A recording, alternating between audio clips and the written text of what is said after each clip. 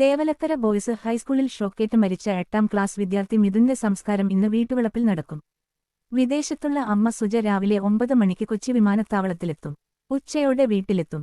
ശാസ്താംകോട്ട താലൂക്ക് ആശുപത്രിയിൽ നിന്നും 10 മണിയോടെ മിഥുന്റെ മൃതദേഹം സ്കൂളിലെത്തിക്കും. 12 മണിവരെ സ്കൂളിൽ പൊതുദർശനമുണ്ടാകും. ശേഷം വിലാപയാത്രയായി മിഥുന്റെ മൃതദേഹം ശാസ്താംകോട്ട വിളന്തറയിലെ വീട്ടിലെത്തിക്കും. വൈകിട്ട് 5 മണിയോടെയാണ് സംസ്കാരം. മന്ത്രിമാർ അടക്കമുള്ള ജനപ്രതിനിധികൾ സംസ്കാര ചടങ്ങിൽ പങ്കെടുക്കും. സ്കൂളിലെ സൈക്കിൾ ഷെഡിന് മുകളിൽ വീണ ചെരുപ്പെടുക്കാൻ കയറിയപ്പോഴാണ് മിഥുൻ മനു ഷോക്കേറ്റ് മരിച്ചത്. പിന്നാലെ സ്കൂൾ മാനേജ്മെന്റ് കമ്മിറ്റിക്ക് വീഴ്ചയുണ്ടായെന്ന് വൈദ്യുത വകുപ്പിന്റെ പ്രാഥമിക അന്വേഷണ റിപ്പോർട്ട് പുറത്തുവിട്ടിരുന്നു. തറയിൽ നിന്ന് ലൈനിലേക്കും സൈക്കിൾ ഷെഡിലേക്കും സുരക്ഷാ അകലം പാലിച്ചിട്ടില്ലെന്നും പ്രാഥമിക അന്വേഷണത്തിൽ കണ്ടെത്തിയിരുന്നു.